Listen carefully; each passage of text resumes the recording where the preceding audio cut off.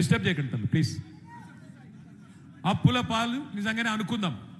ఒక్క నిమిషం ప్రసాద్ అన్న చెప్పింది నిజమే అని ఒక్క నిమిషం అనుకుందాం. మరి సరే, కేసీఆర్ అప్పు చేసిండు. ఏం చేసిండు కేసీఆర్ గారు అప్పు చేసి? ఏం చేసిండు అంటే 200 రూపాయల పెన్షన్ను 2000 రూపాయలు చేసి 46 లక్షల మంది గరీబోళ్ళకు ఆసరాయిండు కేసీఆర్. అవును, కేసీఆర్ అప్పు చేసిండు.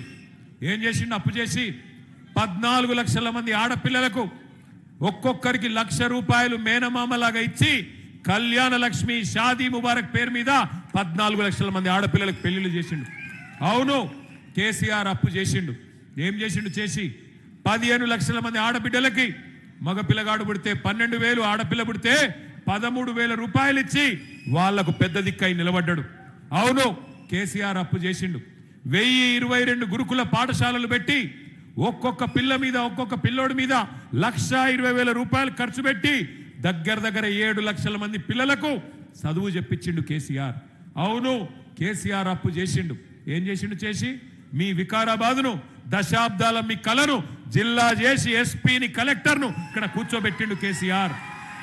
అద్భుతమైన కలెక్టరేట్, అద్భుతమైన ఎస్పీ కార్యాలయం కట్టి దశాబ్దాల మీ కళ వికారాబాద్ జిల్లా కావాలన్న కళ నెరవేర్చిండు కేసీఆర్. అవును, కేసీఆర్ అప్పు చేసిండు. ఏం చేసిండు చేసి? రంగారెడ్డి ఉమ్మడి జిల్లాలోనే ఒక్క మెడికల్ కాలేజీ లేకుండే. అట్లాంటిది రంగారెడ్డి జిల్లాలో ఒక్క మెడికల్ కాలేజీ ప్రభుత్వ రంగంలో లేకపోతే, ఒక్క రంగారెడ్డి జిల్లాలో కాదు, రంగారెడ్డిలో, వికారాబాద్లో, మేడ్చల్లో, మొత్తం 33 జిల్లాల తెలంగాణలో 33 మెడికల్ కాలేజీలు, 33 నర్సింగ్ కాలేజీలు కట్టించి ఎస్సీ, ఎస్టీ, బీసీ, మైనారిటీ పిల్లలకు ఇవాళ డాక్టర్లు అయ్యే అవకాశాన్ని కల్పించిండు కేసీఆర్. అవును, కేసీఆర్ అప్పు చేసిండు. కరెంటు ఇయ్యక మీరు సతాయిస్తుంటే 1,00,000 కోట్లు ఖర్చు పెట్టి కొత్త సబ్ స్టేషన్లు, కొత్త లైన్లు, కొత్త ట్రాన్స్ఫారంలు అన్ని పెట్టి 24 గంటల కరెంటు రైతులకు ఇచ్చిన మొగాడు మొనగాడు కేసీఆర్. మీరు అంధకారంలో ఇడిచిపట్టిపోతే తెలంగాణని, ఆ తెలంగాణను చక్కగా చేసిండు కేసీఆర్. అవును, కేసీఆర్ అప్పు చేసిండు.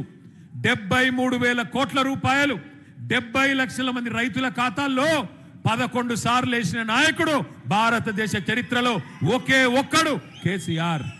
నేను అడుగుతున్నా స్పీకర్ గారిని, రేవంత్ రెడ్డి గారిని, మరి కేసీఆర్ అప్పు చేస్తే ఏం చేసిండు అంటే ఇంకో గంట చెప్తా నేను. గన్ని పథకాలు ఉన్నాయి మనం చేసినాయి. మరి మీరొచ్చి 2.5 ఏళ్ళ 100 రోజుల్లోనే 6 గ్యారంటీలు అంటివి, 100 రోజుల్లోనే అటున్న చంద్రుడిని తీసుకొచ్చి ఇటు పెడతా అంటివి. మరి ఏమా? 100 రోజుల్లోనే విద్యా భరోసా కార్డు, 100 రోజుల్లోనే రైతు భరోసా, 100 రోజుల్లోనే మహిళలకు 2,500 ఒక్కలకన్నా ఇచ్చినవా? ఇది ఒక ఎస్సీ రిజర్వ్డ్ నియోజకవర్గం. నేను అడుగుతున్న స్పీకర్ గారిని, మీరే కదా చేవెళ్లలో ఎస్సీ డిక్లరేషన్ అని పెట్టి దళిత బంధు కాదు, మేమొస్తే కేసీఆర్ 10 లక్షలు ఇస్తుండు, మేము 12 లక్షలు ఇస్తామన్నావు, యాదికున్నదా? ఇంకా అందానికి అంబేద్కర్ గారి పేరు పెట్టిండు, అంబేద్కర్ అభయహస్తం అని చెప్పి. ఇచ్చినవా 12 పైసలు అనేవనికన్నా? ఇచ్చిండా?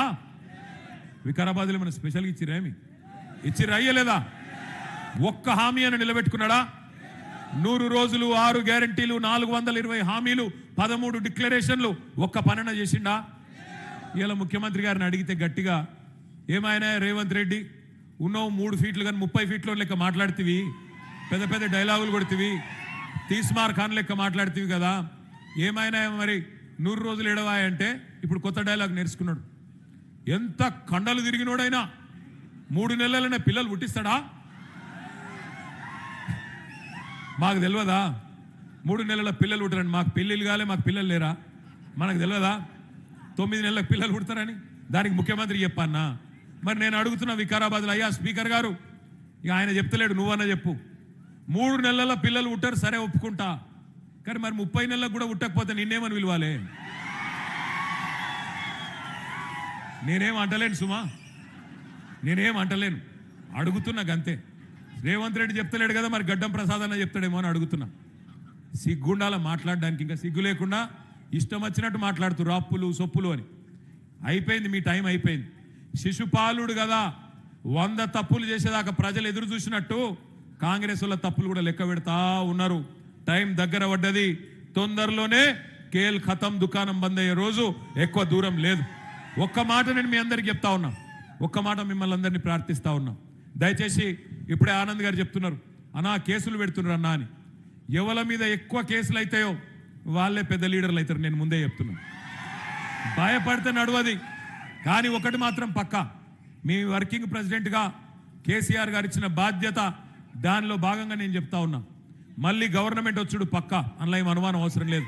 2028లో నవంబర్ డిసెంబర్లో మళ్ళీ తిరిగి కేసీఆర్ గారు ముఖ్యమంత్రి కావడం పక్కా. అందులో